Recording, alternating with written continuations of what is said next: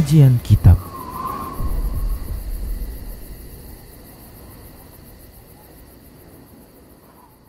Bismillah, assalamualaikum warahmatullahi wabarakatuh. Innal hamdalillah nahmaduhu wa nasta'inuhu wa nastaghfiruh wa na'udzu billahi min shururi anfusina wa min sayyiati a'malina. May yahdihillahu fala mudilla lahu wa may yudlilhu fala hadiyalah. Wa asyhadu an la ilaha illallah wahdahu la syarika lah. Wa asyhadu anna Muhammadan abduhu wa rasuluhu sallallahu alaihi wasallam. Qala Allah tabaraka wa ta'ala, ya ayyuhalladzina amanu taqullaha haqqa tuqatih wa la tamutunna illa wa antum muslimun.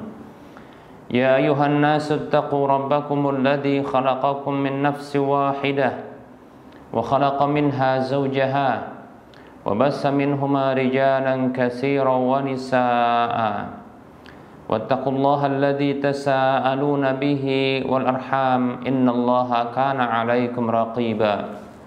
Ya ayyuhalladzina amanu taqullaha wa qulu qawlan sadida yuslih lakum a'malakum wa yaghfir lakum dhunubakum wa may yuti'illaha wa rasulahu faqad faza fawzan 'azima. Amma ba'd.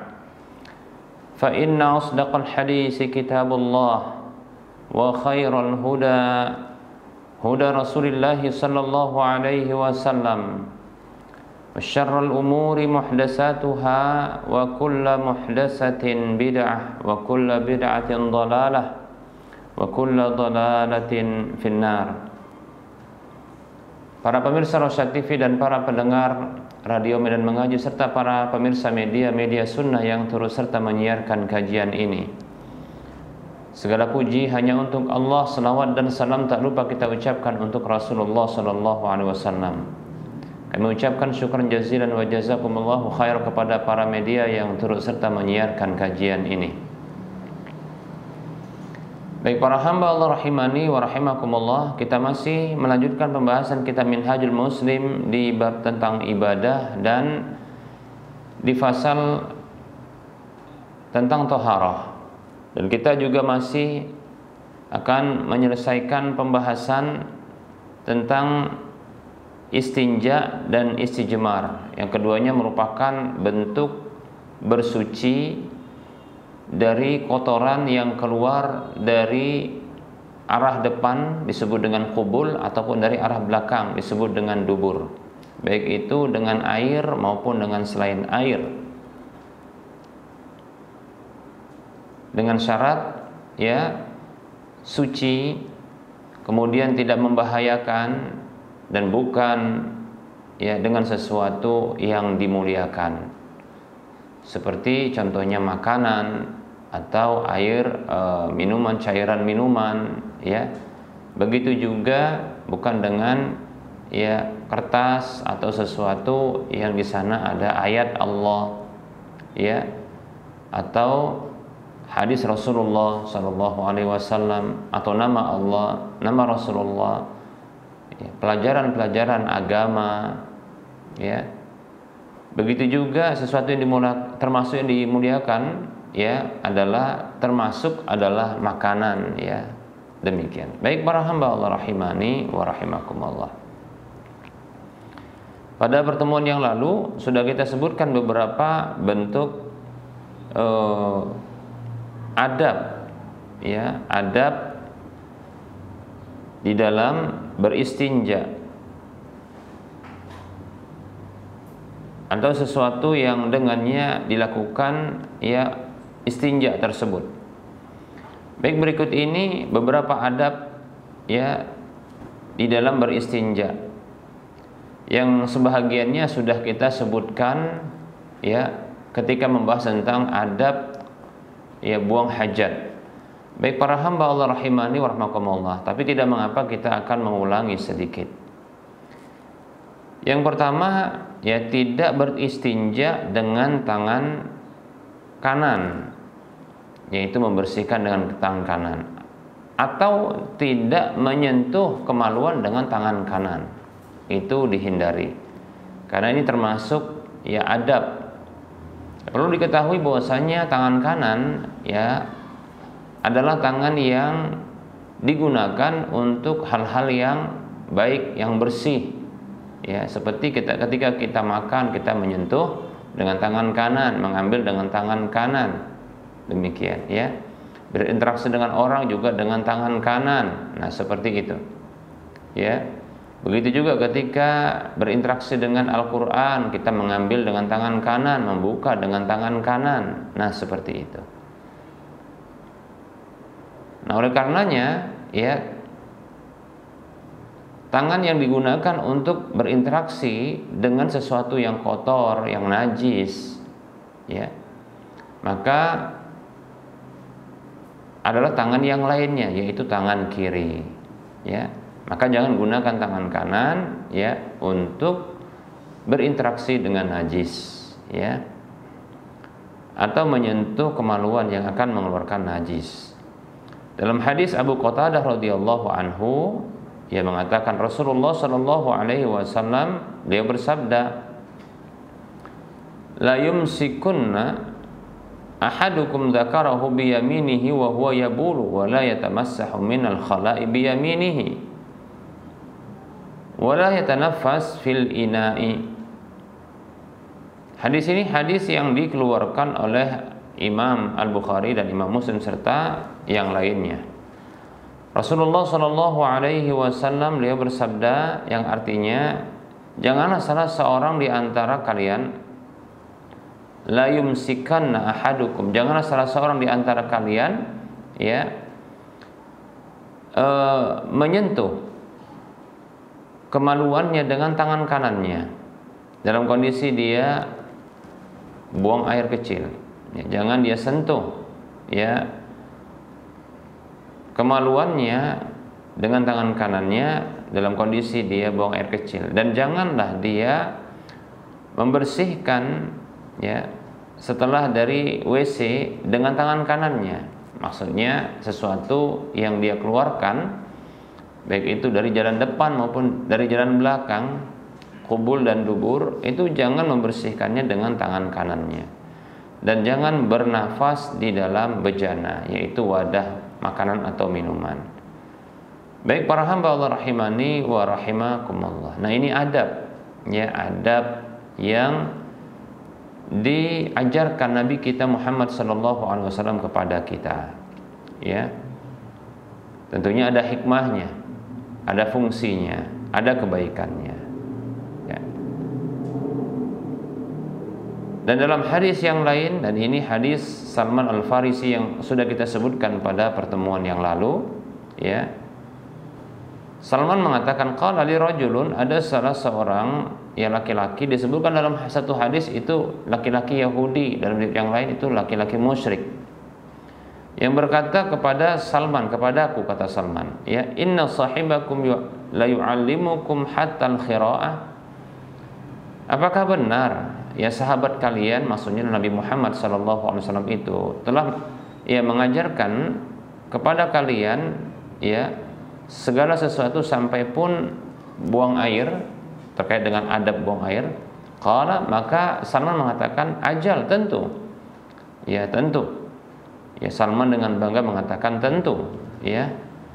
Nahana an nastaqbilal qiblata bi ghaitin aw baulin, beliau melarang kami untuk menghadap ke arah kiblat dalam kondisi buang air besar atau buang air kecil. Aw nastanjiya bi aimanina, dan beliau melarang kami untuk cebok dengan tangan-tangan kanan kami.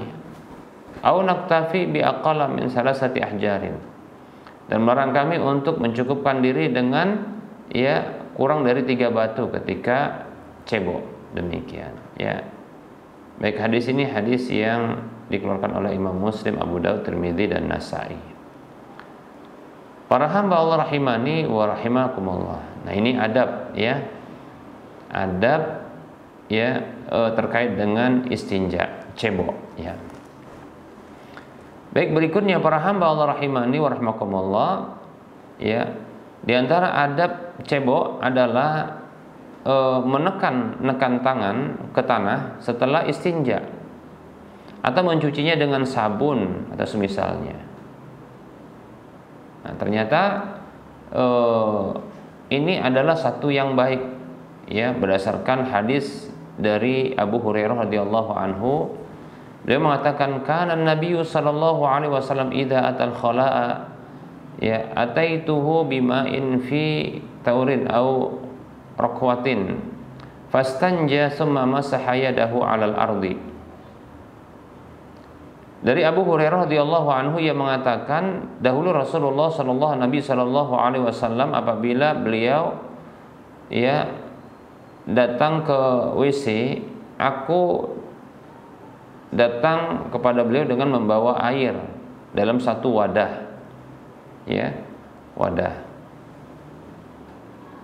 Lalu beliau beristinja, cebok. Kemudian ya beliau mengusapkan atau menekankan tangan beliau ke tanah, ya, setelah buang air tersebut. Hadisnya diriwayatkan oleh Imam Ibnu Majah, kemudian An-Nasa'i, dan derajatnya hasan li ghairihi.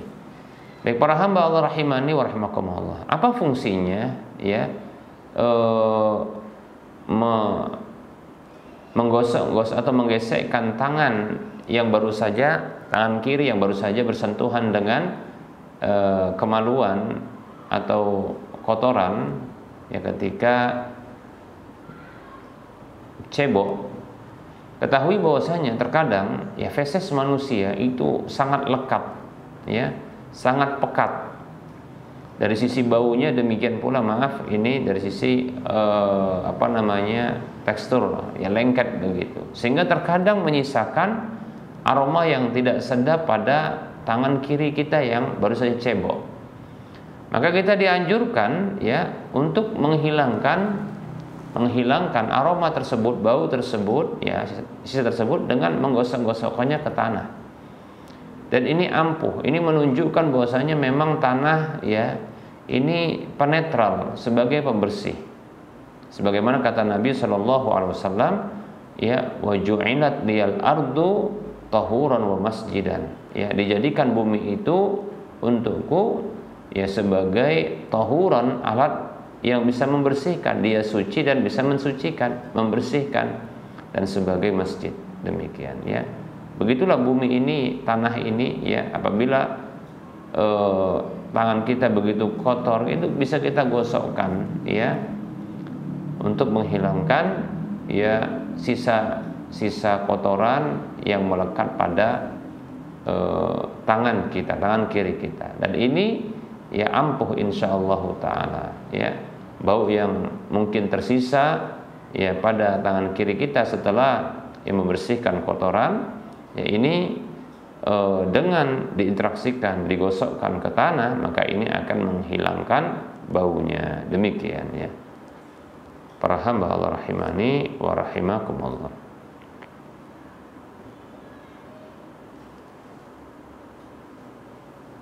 Baik, riwayat ini dikuatkan ya oleh hadis Maimunah yang menceritakan tentang tata cara mandinya Rasulullah SAW. Ya, yaitu Rasulullah terlebih dahulu melakukan hal ini. Summa sabba ala farjihi, kemudian beliau Sallallahu Alaihi Wasallam ya menuangkan air pada kemaluan beliau. Faghassala farjahu bishimalihi, lalu beliau mencuci kemaluan beliau dengan tangan kiri beliau. Summa daraba biyadihi alal ardi faghassalaha, lalu beliau ya menepukkan tangan beliau itu pada bumi, maksudnya menggosokkan tangan beliau pada tanah itu, lalu beliau faghassalaha, lalu beliau mencuci tangan tersebut. Demikian ya dalam hadis riwayat Bukhari dan Muslim. Baik para hamba Allah rahimani wa rahimakumullah. Nah, berikutnya para hamba Allah rahimani wa rahimakumullah, adab berikutnya adalah menciprati kemaluan dan pakaian ya yang dikenakan itu dengan air setelah buang air ya untuk menolak was-was. Tentunya ini kalau ada was-was. Ya, kalau ada was-was maka hendaklah ya mencipratkan ya ke arah kemaluan tersebut supaya hilang was-wasnya. Ya. Berdasarkan hadis Ibnu Abbas radhiyallahu anhuma, anna Rasulullah sallallahu alaihi wasallam tawadda marratan fanadhaha farjahu. Hadis ini hadis yang dikeluarkan oleh Imam Ad-Darimi, Al-Baihaqi dan disahihkan oleh Syekh Al-Albani rahimahullahu taala sanadnya. Kata Nabi sallallahu alaihi wasallam, kata Ibnu Abbas, Nabi sallallahu alaihi wasallam pernah berwudu sekali, lalu beliau menciprati kemaluan beliau, maksudnya ke arah kemaluan, dicipratkan seperti itu. Apa maksudnya? Para ulama mengambil satu hikmah atau satu kesimpulan hukum, yaitu anjuran untuk menolak was-was dari syaitan. Terkadang begini, syaitan itu pintar sekali, dia membuat manusia itu ragu-ragu, membuat manusia itu bimbang. Ini seperti ada yang keluar setelah buang air kecil, padahal juga sudah cebok, demikian Tapi kok seperti ada sesuatu yang bergerak, ada satu yang keluar, kan begitu Nah ini oleh karenanya sudah cipratkan saja air, walaupun tidak banyak begitu jangan sampai basah, nanti jadinya lembab Hanya untuk menolak was-was syaitan saja, demikian Baik para hamba Allah rahimani wa rahimakumullah.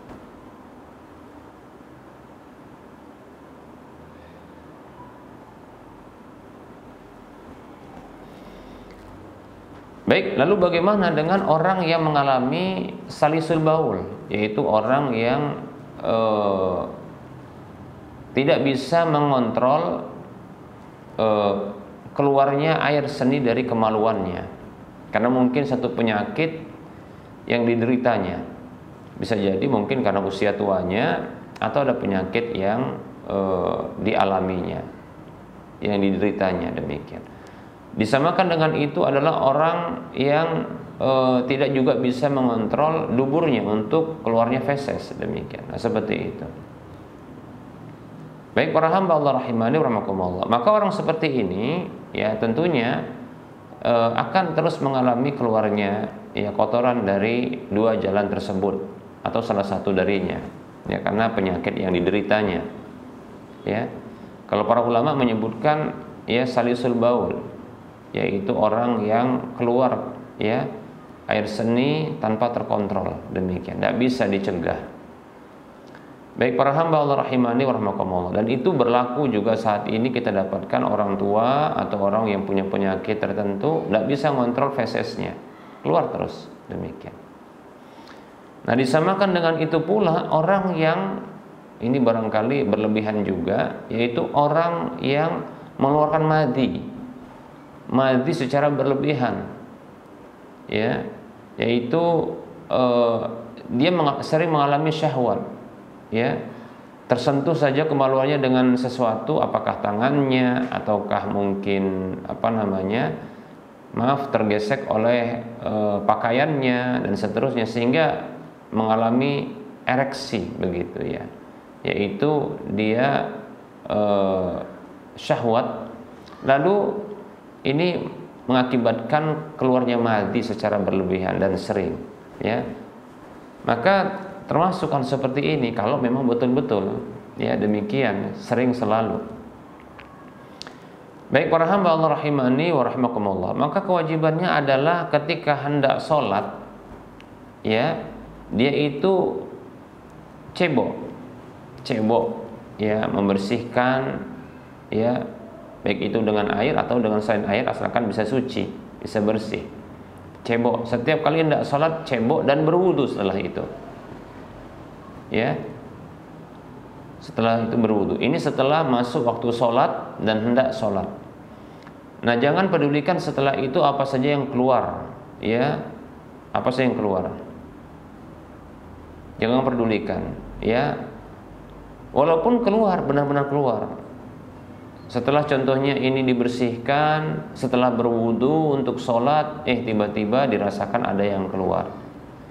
Ya, baik itu madhi yang keluar, atau air seni yang keluar, atau feses yang keluar, maka ini tidak dipedulikan, tidak mengapa.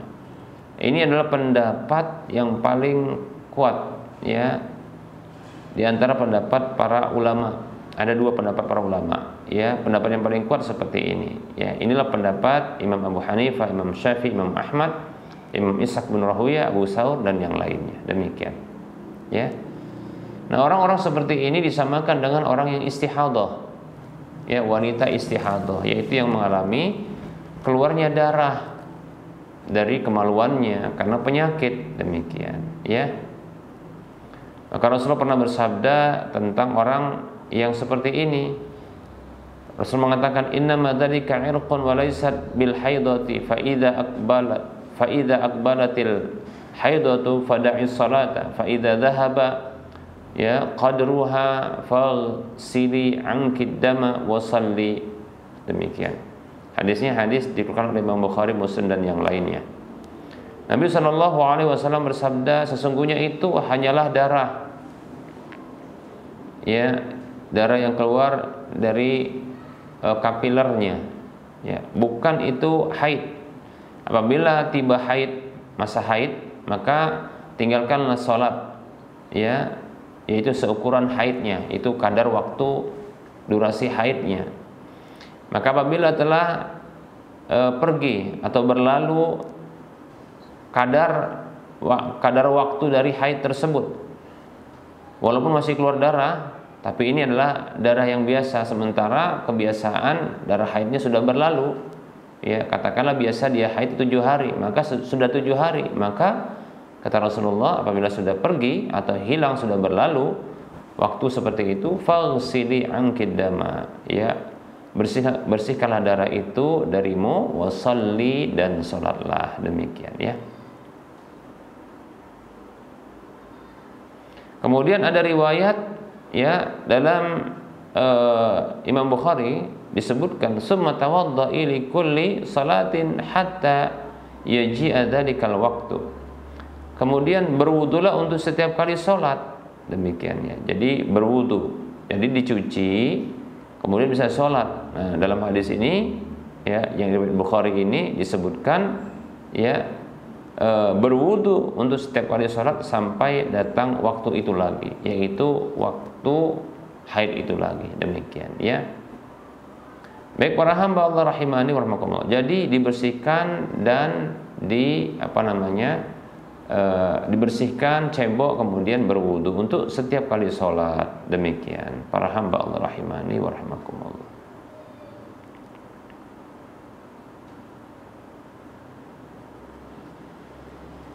Baik, ya, para hamba Allah rahimani wa rahimakumullah. Nah, ini merupakan bentuk kemudahan.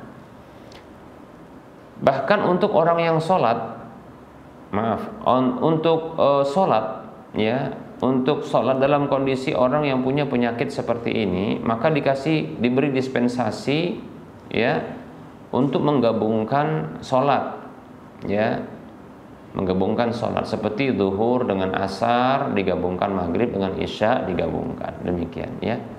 Tapi tidak boleh dikosor, digabungkan, dijamak sholatnya zuhur dengan asar masing-masing 4 rakaat. Zuhur dilewatkan sedikit, kemudian asar, ya, maksudnya waktu zuhur, waktu sholat itu ditunda sedikit, yaitu menunda waktu sholat zuhur. Nah, kemudian, ya, melakukan, ya, kalau bisa mandi dianjurkan untuk mandi. Jadi ada hadis yang lain yang menjelaskan untuk orang seperti ini, itu wanita istihadah, disamakan dengan itu adalah orang-orang yang mengalami keluarnya kotoran dari kubulan dubur yang tidak bisa terkontrol ini, ya. Nah, ini boleh dianjurkan bagi mereka untuk mandi setiap kali sholat. Ini paling afdol. Kalau berat, maka lakukan dengan penggabungan sholat seperti zuhur dengan asar sekali mandi. Tentunya mandi dan wudu dan mandi. Demikian, ya. Maghrib dengan isya itu sekali mandi. wudu dan mandi tentunya ya. Kemudian subuh juga sekali. Itu cara yang mudah dan ini insya Allah memudahkan ya, seperti itu. Jadi zuhur dengan asar. Sholat zuhur dilewatkan dari waktunya mendekati asar, kemudian mandi ya, berwudu atau berwudu mandi, kemudian ya sholat untuk zuhur dan asar sekaligus. Zuhur 4 rakaat, asar 4 rakaat. Karena tidak safar maka tidak dipendekkan. Begitu juga ketika tiba maghrib maka dilewatkan waktunya mendekati isya, maka dianjurkan mandi ya, berwudu dan mandi. Nah kemudian sholat untuk maghrib, demikian pula isya. Maghrib 3 rakaat, isya ya 4 rakaat ya. Jadi tidak dipendekkan karena tidak safar. Kalau safar maka dipendekkan.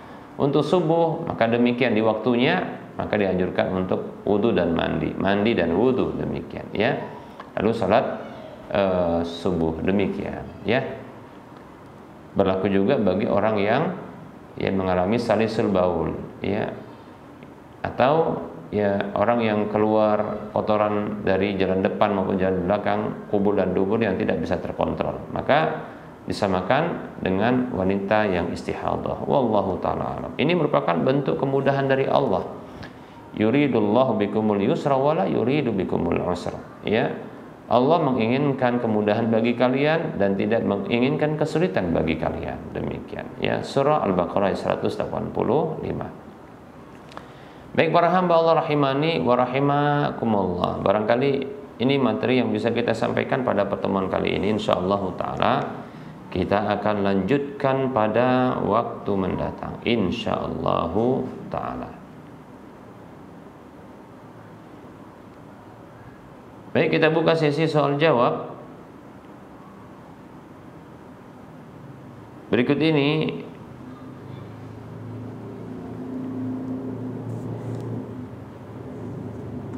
bagi para pemirsa dan para pendengar sekalian yang ingin mengajukan pertanyaan, boleh ya mengirimkan pertanyaan itu ya di nomor layanan kami 08 12 12 12 88 ya.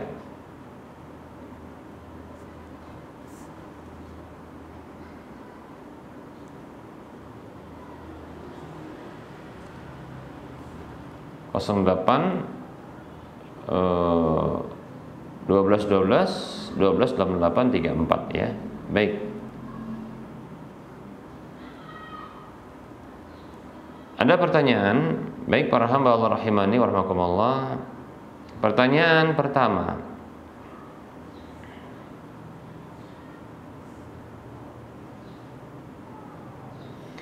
Assalamualaikum warahmatullahi wabarakatuh. Ustadz, maaf mengganggu waktunya. Saya mau bertanya, bagaimana bila kita membeli rumah, tapi yang menempati rumah tersebut adalah orang non-muslim?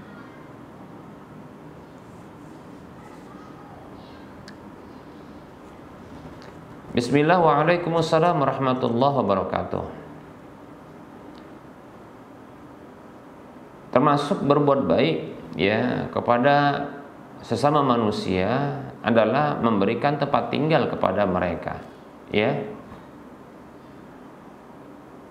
Termasuk ya berbuat baik kepada manusia ya, sesama manusia baik itu muslim ataupun kafir, adalah memberikan tempat tinggal bagi mereka. Demikian ya. Ini merupakan kebaikan tentunya. Kalau diberikan cuma-cuma maka pahalanya lebih besar. Kalau disewakan maka insya Allah ta'ala bila diniatkan untuk membantu sesama maka ini ada pahala juga, walaupun ada kompensasi berupa keuntungan ya dari sewa rumah tersebut yang didapatkan ya.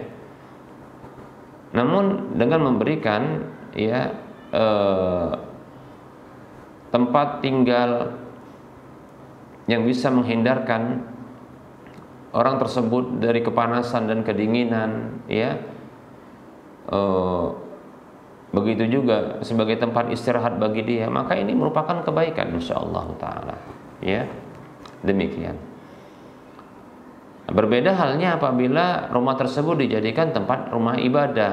Nah, itu berbeda ya. Itu tidak boleh kita membantu orang ya non muslim untuk dia beribadah kepada Allah Subhanahu wa taala, itu membantu kesyirikan dan kekufuran tentunya, ya. Namun kalau rumah tempat tinggal yang dihuni, ya, itu fungsi asalnya adalah untuk, ya, berlindung dari panas dan dingin, ya. Begitu juga dari hujan, ya, sebagai tempat istirahat. Nah, seperti itu. Maka ini adalah urusan maslahat manfaat dunia. Maka tidak mengapa insyaallah taala, ya, tidak mengapa. Ya, baik itu gratis maupun berbayar. Kalau gratis maka di sini ada pahala yang besar. Kalau berbayar, kalau diniatkan, ya, untuk membantu sesama, lebih-lebih dengan harga yang murah, ya, maka ini juga ada pahala. Demikian. Nah, seperti itu, ya. Demikian. Ya. Asalkan, ya, kalau orang non muslim tersebut, ya, hendaknya dipersyaratkan, mohon untuk tidak, ya, menjadikan rumah tersebut sebagai tempat ibadah. Nah, seperti itu. Nah, kalau berbuat baik kepada kerabat, tentunya ternyata orang yang non muslim tadi kerabat, diberi gratisan untuk tempat tinggal, insya Allah taala ini menjadi jalan bagi dia untuk bisa simpati dengan Islam dan orang-orang Islam. Demikian, ya. Ternyata orang Islam itu baik banget, ya. Ya, kalau ditanya kenapa kok baik banget, karena bilang saja memang kami diperintahkan, ya, dalam agama kami oleh pencipta kami Allah Subhanahu wa taala untuk berbuat baik kepada sesama. Begitu juga kepada karib kerabat walaupun dia non muslim, demikian, ya. Ataupun bukan karib kerabat tapi, ya, dia non muslim, masih tetap diperintahkan untuk berbuat baik. Nah, seperti itu. Mudah-mudahan itu jalan baginya untuk bisa, ya, tertarik dengan Islam lalu masuk ke dalam Islam. Wallahu taala a'lam.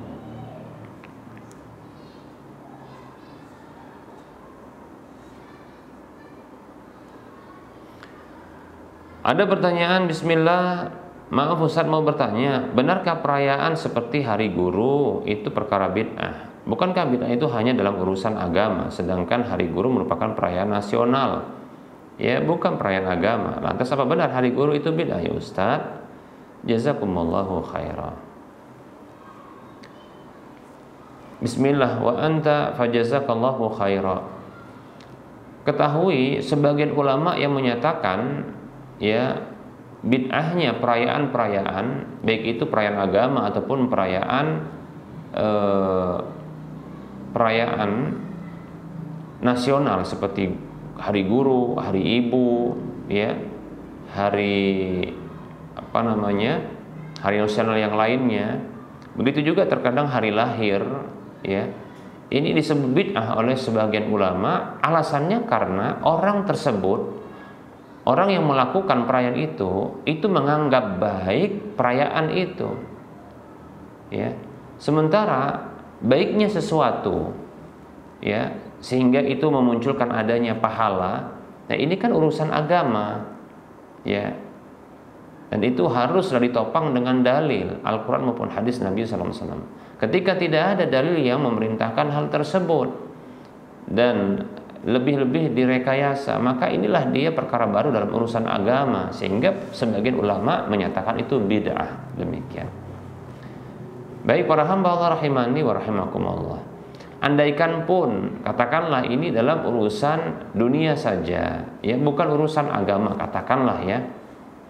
Ini penjelasan saya, ya. Kalau tadi itu adalah alasan mengapa sebahagian ulama menyatakan itu bid'ah, ya.